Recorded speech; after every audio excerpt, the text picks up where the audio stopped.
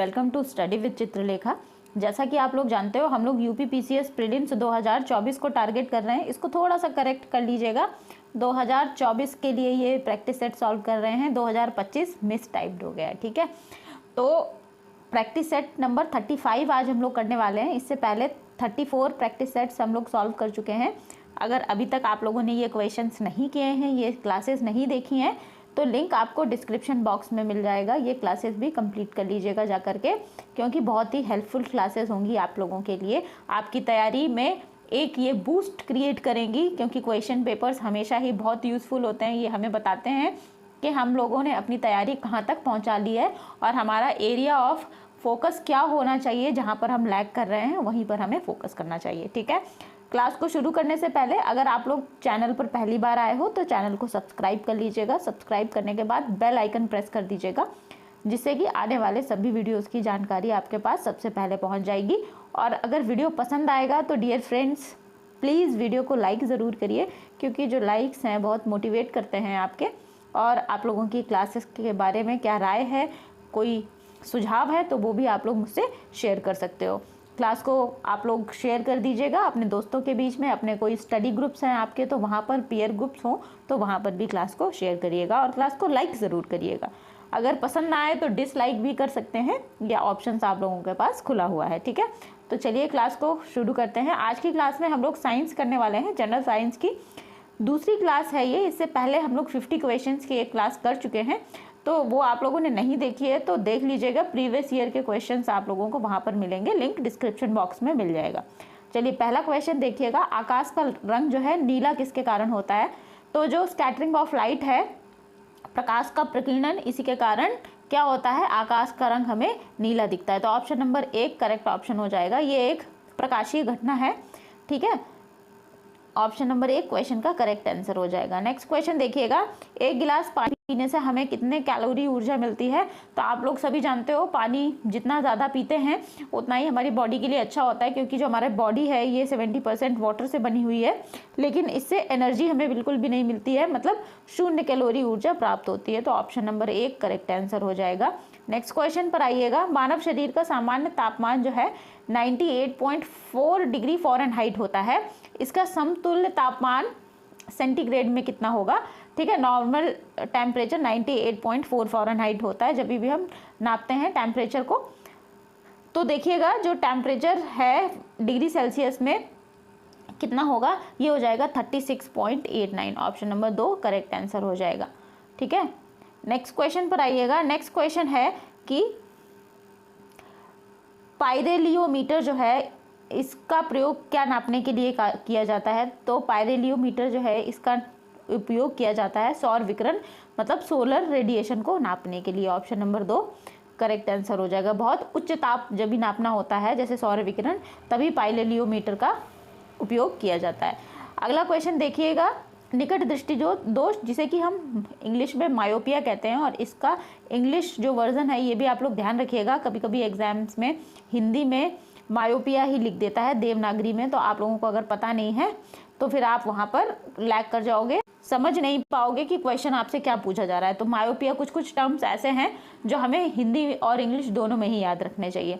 तो निकट दृष्टि दोष वाला व्यक्ति क्या देख सकता है, हमें बताना है। तो जो व्यक्ति मायोपिया से पीड़ित होता है वो पास की वस्तुएं स्पष्ट रूप से देख पाता है, जबकि दूर की वस्तुएं उसे स्पष्ट रूप से दिखाई नहीं देती हैं। तो ऑप्शन नंबर 1 क्वेश्चन का करेक्ट आंसर हो जाएगा। नेक्स्ट क्वेश्चन पर आते हैं। नेक्स्ट क्वेश्चन देखिएगा। टेलीविज़न के रिमोट कंट्रोल में किस प्रकार के विद्युत चुम्बकीय विकिरण का उपयोग किया जाता है? तो जो टीवी के रिमोट्स होते हैं वहाँ पर जो इलेक्ट्रोमैग्नेटिक रेडिएशन यूज़ होता है वो इंफ्रारेड, जिसे कि हम हिंदी में अवरक्त किरणें कहते हैं, यूज़ होता है। ऑप्शन नंबर 1 करेक्ट ऑप्शन हो जाएगा। उसी से ही हम टीवी रिमोट जो है संचालित कर पाते हैं। ठीक है, नेक्स्ट क्वेश्चन पर आइएगा। रोगियों के दांत की जांच के लिए जो दंत चिकित्सक मतलब डेंटिस्ट होते हैं उनके द्वारा किस प्रकार का दर्पण उपयोग किया जाता है? तो क्या करते हैं जो डेंटिस्ट होते हैं वो अवतल दर्पण का उपयोग करते हैं। अवतल दर्पण क्या करता है, छोटी चीज़ों को बड़ा करके दिखाता है। ठीक है, अवतल दर्पण ऑप्शन नंबर 1 करेक्ट ऑप्शन हो जाएगा। अवतल दर्पण होता किस प्रकार का है? पीछे से ये ऐसे होता है समतल, और आगे से कुछ इस प्रकार का होता है। ठीक है, उसी तरीके से अगर उत्तल की बात की जाए तो ये कुछ इस तरीके से होता है। ठीक, अच्छा, उत्तल लेंस भी बना देती हूँ। उत्तल लेंस को इंग्लिश में कहते हैं कॉनकेव लेंस, इस तरीके से होता है। और कॉन्वेक्स लेंस कैसा होता है, इस तरीके से होता है, ठीक है, ध्यान रखिएगा इसको।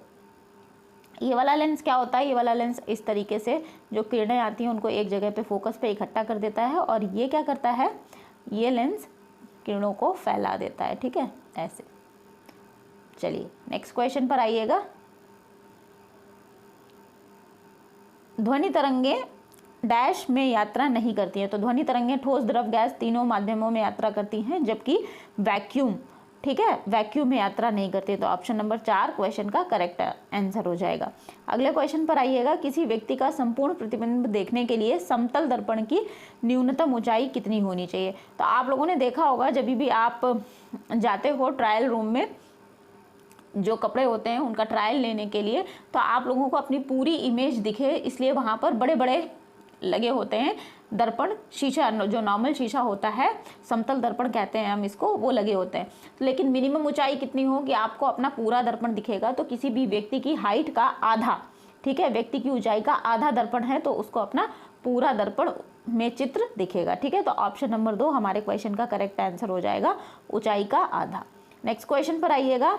ओजोन से जैव मंडल की रक्षा करता है, मतलब कौन से प्रकार की किरणों से करता है। तो जो ओजोन गैस है ये समताप मंडल में पाई जाती है, और ये जो अल्ट्रावायलेट रेज होती हैं जिन्हें हम पराबैंगनी किरणें कहते हैं, जैव मंडल की रक्षा करता है पराबैंगनी किरणों से, ठीक है, ओजोन। नेक्स्ट क्वेश्चन पर आइएगा। अच्छा, ओजोन को, जो ओजोन लेयर होती है, इसको नापने की इकाई क्या होती है, डाप्सन होती है, ध्यान रखिएगा, डाप्सन। नेक्स्ट क्वेश्चन देखिएगा। पवन ऊर्जा में कौन सा रूप विद्युत ऊर्जा में परिवर्तित होता है।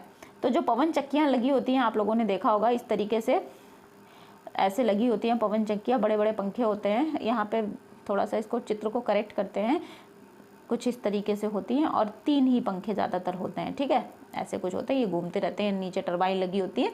तो होता क्या है, जो पवन ऊर्जा होती है ये गतिज ऊर्जा में कन्वर्ट होती है, ठीक है। गतिज ऊर्जा जो होती है पवन चक्कियों के द्वारा, गतिज ऊर्जा विद्युत ऊर्जा में कन्वर्ट होती है, काइनेटिक एनर्जी, ध्यान रखिएगा। तो ऑप्शन नंबर 1 क्वेश्चन का करेक्ट आंसर हो जाएगा। टरबाइन घूमती है तो उससे काइनेटिक एनर्जी बनती है। नेक्स्ट क्वेश्चन पर आइएगा। मनुष्य की सामान्य स्वस्थ आंख के लिए स्पष्ट दृष्टि की न्यूनतम दूरी कितनी होनी चाहिए। इसका मतलब क्वेश्चन का ये है कि जिस भी व्यक्ति का 6/6 है जो दृष्टि के है, ठीक है, 6/6 जिसकी भी आईसाइड है, उसको न्यूनतम कितनी दूरी पर रख के कोई चीज़ पढ़नी चाहिए या साफ दिखेगी, तो वो उसकी डिस्टेंस हो जाती है 25 सेंटीमीटर, ठीक है, 25 सेंटीमीटर करेक्ट आंसर हो जाएगा। नेक्स्ट क्वेश्चन पर आइएगा। हवा का वेग किसके द्वारा नापा जाता है। तो हवा का जो वेग है जिसे हम वेलोसिटी कहते हैं, तो हवा की वेलोसिटी नापी जाती है अनीमोमीटर के द्वारा। ऑप्शन नंबर 2 करेक्ट आंसर हो जाएगा। नेक्स्ट क्वेश्चन को देखिएगा। डायनेमो एक उपकरण है जो परिवर्तित करता है। तो डायनेमो के द्वारा जो यांत्रिक ऊर्जा होती है विद्युत ऊर्जा में परिवर्तित होती है, मतलब मैकेनिकल एनर्जी को इलेक्ट्रिकल एनर्जी में कन्वर्ट करता है कौन, डायनेमो, ध्यान रखिएगा। नेक्स्ट क्वेश्चन पर आएंगे। नेक्स्ट क्वेश्चन क्या है, निम्नलिखित में से कौन सा युग्म सही सुमेलित नहीं है। तो देखिए जो नियोप्रीन है ये विशिष्ट प्रकार की रबर होती है, तो ये करेक्ट है। एस्पार्टम जो है ये संश्लेषित मधुरक, दैट मीन्स सिंथेटिक स्वीटनर, जिसे हम कहेंगे कि ये चीनी नहीं होता है लेकिन एक प्रकार का स्वीटनर होता है, ठीक है, तो ये वाला भी सही है। और ऑक्सीटोसिन क्या है, ये हार्मोन का एक प्रकार होता है। जो रेयॉन है ये रूपांतरित स्टार्च नहीं है, ये रूपांतरित नहीं कहेंगे, इसको सिंथेटिक रेशा कहेंगे, ठीक है। ये जो रेयॉन है इसके कपड़े बनाए जाते हैं, रेयॉन के जो रेशे होते हैं, तो यही वाला सही सुमेलित नहीं है। तो ऑप्शन नंबर 4 क्वेश्चन का करेक्ट आंसर हो जाएगा। नेक्स्ट क्वेश्चन पर आइएगा। संपीड़ित गैस जिसे सीएनजी कहते हैं मुख्यतः बनी होती है। तो सीएनजी में मुख्य जो घटक होता है वो मीथेन होता है। ऑप्शन नंबर 1 क्वेश्चन का करेक्ट आंसर हो जाएगा। अच्छा, एलपीजी में क्या होता है, एलपीजी में ब्यूटोन होता है, ये भी ध्यान रखिएगा। अब यहाँ पर हम अगले क्वेश्चन में देखिएगा। निम्नलिखित में नीचे 2 कथन दिए गए हैं, ए अभिकथन है और दूसरा कारण आर है। तो हमें इन्हीं के आधार पर बताना है कि हमारे क्वेश्चन का आंसर क्या है। अभिकथन क्या कह रहा है, अभिकथन कह रहा है 1 गिलास पानी में नमक का विलयन समांगी होता है, मतलब होमोजीनियस जो होता है विलयन होमोजीनियस होता है नमक और पानी का। कारण क्या कह रहा है, कारण कह रहा है पूरे हिस्से में विभिन्न संगठन वाला विलयन समांगी होता है। यहाँ पर नमक और पानी का जो घोल होता है वो समांगी विलयन होता है, हेट्रोजीनियस सॉल्यूशन हेट्रोजीनियस नहीं, होमोजीनियस सॉल्यूशन होता है। होमोजीनियस सॉल्यूशन या समांगी विलयन वो होता है जिसमें विलायक और विलेय एक दूसरे में पूरी तरीके से समा जाते हैं, या यूं कहें विलेय में जो विलायक होता है वो पूरी तरीके से समा जाता है। दैट मीन्स पानी जो है, पानी में जब भी हम नमक घोलते हैं तो वो जो उसका घोल है इसमें कहीं भी कोई कण वगैरह नहीं दिखते हैं, नमक और पानी एक साथ मिक्स हो जाते हैं। इस प्रकार के विलयन को हम क्या कहते हैं? समांगी विलयन कहते हैं। लेकिन अगर आप पानी में बालू मिलाओ, ठीक है, जो रेत होती है उसको डालो, तो देखिएगा रेत जो है या तो नीचे बैठ जाएगी और थोड़े थोड़े कण कोई जो हल्के होंगे वो ऊपर यहाँ पर तैरते रहेंगे। तो इस प्रकार के जो विलयन होते हैं ये क्या होते हैं? विसमांगी विलयन होते हैं, हेट्रोजीनियस होते हैं।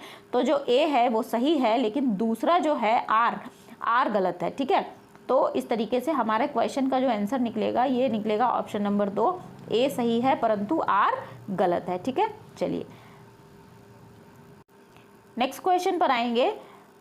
सल्फा दवाएं निम्नलिखित में से किस प्रकार की दवाई होती हैं? तो जो सल्फा दवाइयाँ होती हैं ये एंटीबैक्टीरियल होती हैं, दैट मीन्स जीवाणुनाशक होती हैं। तो ऑप्शन नंबर 4 करेक्ट आंसर हो जाएगा।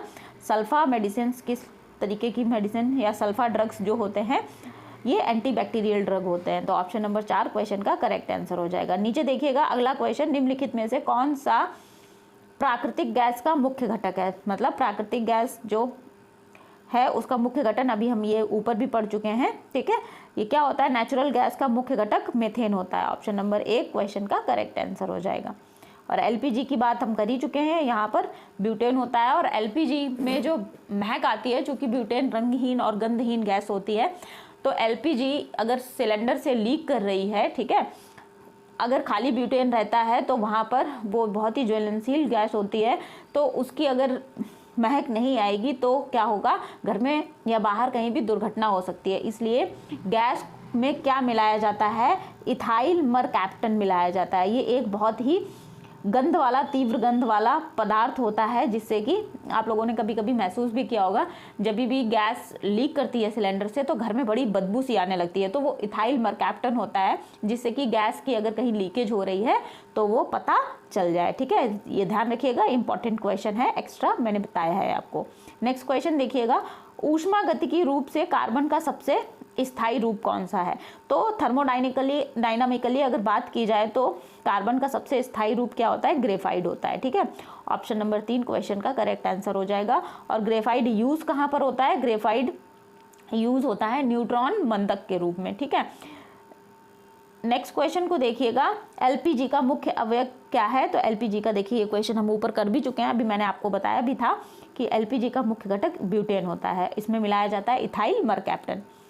नेक्स्ट क्वेश्चन पर आइएगा, निम्नलिखित में से कौन सा सही सुमेलित नहीं है, हमें बताना है। तो सिरका में क्या होता है? एसिटिक एसिड होता है, ठीक है। हड्डियों में कैल्शियम फॉस्फेट होता है। और जठर रस, जो हमारे जठर रस मतलब पेट में या लीवर में जो अम्ल उपस्थित होता है वो हाइड्रोक्लोरिक अम्ल HCl होता है, ठीक है। लेकिन जो दूध का खट्टा होना होता है ये लैक्टिक एसिड की वजह से नहीं होता है, ये गलत, लैक्टिक एसिड की वजह से होता है, नाइट्रिक एसिड की वजह से नहीं। तो यही वाला गलत है और हमारे क्वेश्चन का सही आंसर यही हो जाएगा। जो दूध खट्टा हो जाता है उसमें लैक्टिक एसिड होता है, तो इसलिए दूध खट्टा हो जाता है, ठीक है। ये नेक्स्ट क्वेश्चन पर आइएगा, यदि एक व्यक्ति का रक्तचाप मतलब ब्लड प्रेशर 140 mmHg है, इस कथन में Hg का क्या अर्थ है? तो 140 mmHg का मतलब ये Hg जो है इसका मतलब होता है मरकरी, ठीक है। पारा जितनी भी, देखिए जो ब्लड प्रेशर मापने के लिए होता है यंत्र कुछ इस तरीके से होता है, आप लोग जाओगे जब ब्लड प्रेशर नापते हैं तो यहाँ पे एक ये वॉल्व लगी रहती है कॉर्ड सी, और इसमें एक ये वॉल्व लगा रहता है और एक पट्टी सी होती है वो बांधी जाती है पेशेंट के हाथ पर, ठीक है। और उसमें वॉल्व से इसको दबाया जाता है, तब क्या होता है? पारा ऊपर चढ़ता है, ठीक है। मैक्सिमम जहाँ तक जाता है पारा वही रीडिंग नोट कर ली जाती है। तो 140 mmHg का मतलब ये होता है पारा। तो ऑप्शन नंबर 2 क्वेश्चन का करेक्ट आंसर हो जाएगा। नेक्स्ट क्वेश्चन देखिएगा, कांस्य डैश मिश्र धातु है। तो कांस्य जो है जिसे ब्रॉन्ज कहते हैं, ब्रॉन्ज तांबा और टिन को मिलाकर के बनाया जाता है। तो ऑप्शन नंबर 1 करेक्ट आंसर हो जाएगा, तांबा और टिन। खीरे को काटकर यदि नमक डाला जाता है तो निम्नलिखित में से किसके कारण पानी निकलता है? तो खीरे को जब हम काटते हैं ऊपर वाला हिस्सा, ठीक है, और उस पर नमक डाल के थोड़ी देर घिसते हैं, जिससे कि कहते हैं कि जो उसका कड़वापन होता है वो निकल जाता है। तो ये जो पानी ऊपर निकलता है फिर झाग सा बनने लगता है, तो ये किसके कारण होता है? ऑस्मोसिस, जिसे हम परासरण कहते हैं, परासरण की प्रक्रिया के द्वारा होता है। तो ऑप्शन नंबर 3 क्वेश्चन का करेक्ट आंसर हो जाएगा। नेक्स्ट क्वेश्चन को देखिएगा, निम्नलिखित में से किस कण पर शून्य आवेश होता है? तो शून्य आवेश वाला जो कण है ये न्यूट्रिनो है, इस पे कोई आवेश नहीं होता है। ऑप्शन नंबर 2 क्वेश्चन का करेक्ट आंसर है। नेक्स्ट क्वेश्चन देखिएगा, शीत प्रकोष्ठ मतलब जो क्या होते हैं? कोल्ड स्टोरेज होते हैं, कोल्ड चैम्बर्स होते हैं। कोल्ड स्टोर में जो फल भंडारण किया जाता है वहाँ पर ज़्यादा देर तक क्यों चलता है? बेसिकली क्वेश्चन ये कहना चाहता है शीत प्रकोष्ठ में फल भंडारण दीर्घ भंडारण जीवन देता है, क्योंकि तो जो कोल्ड स्टोरेज होते हैं वहाँ पे जो भी फल और सब्जियाँ रखे होते हैं वो काफ़ी दिनों तक चल जाते हैं। ये प्रोसेस क्यों होती है? ये इसलिए होती है कि जो भी सामान वहाँ पर रखा होता है उसमें रेस्पिरेशन डिक्रीज कर जाता है, श्वसन दर कम हो जाती है, इसीलिए जो सब्जियां हैं वो काफ़ी अधिक दिनों तक स्टोर की जा सकती हैं कोल्ड स्टोरेज में। ठीक है, तो ऑप्शन नंबर 3 क्वेश्चन का करेक्ट आंसर हो जाएगा। नेक्स्ट क्वेश्चन को देखिएगा, रेडियोधर्मिता के संदर्भ में कौन सा कथन सही है? ये क्वेश्चन हम ऊपर कर चुके हैं, ये रिपीट हो रहा है। ठीक है, इसको कर लेते हैं। तो पहला क्या है? पहला है रेडियोधर्मिता एक नाभिकीय गुण है, ये बिल्कुल सही बात है, रेडियोधर्मिता नाभिक का गुण होता है, तो पहला कथन सही हो जाएगा। दूसरा क्या है? नाभिकीय विखंडन के सिद्धांत पर हाइड्रोजन बम बनाया जाता है। हाइड्रोजन बम नाभिकीय विखंडन के नहीं, नाभिकीय संलयन के सिद्धांत पर बनाया जाता है। ठीक है, तो ऑप्शन नंबर 2 गलत हो जाएगा, तो केवल 1 सही है। तो हमारे क्वेश्चन का जो आंसर होगा ये हो जाएगा केवल 1। ठीक है, ऑप्शन नंबर 1 क्वेश्चन का करेक्ट आंसर हो जाएगा।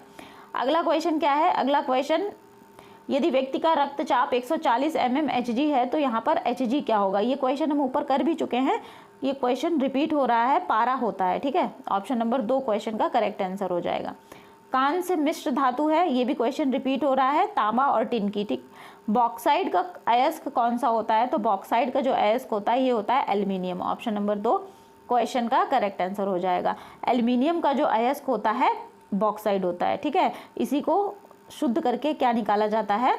एल्यूमिनियम निकाला जाता है। तो इस तरीके से आज की क्लास को हम यहीं पर समाप्त करते हैं। अगर आज की क्लास आप लोगों को पसंद आई है तो क्लास को लाइक ज़रूर करिएगा और अपने दोस्तों के साथ स्टडी ग्रुप्स कोई हैं आपके तो वहाँ पर भी शेयर कर दीजिएगा। और वीडियो अगर पहली बार देख रहे हैं, चैनल पर पहली बार आए हैं तो चैनल को सब्सक्राइब करके बेल आइकन प्रेस कर लीजिएगा, जिससे कि आने वाले सभी वीडियोज़ की जानकारी आपके पास सबसे पहले पहुँच जाएगी। पढ़ते रहिए, खुश रहिए, बहुत सारी शुभकामनाओं के साथ अपनी तैयारी को बहुत अच्छे से करिए, स्पीड पकड़िए। मिलते हैं अगली क्लास में। Thank you everyone.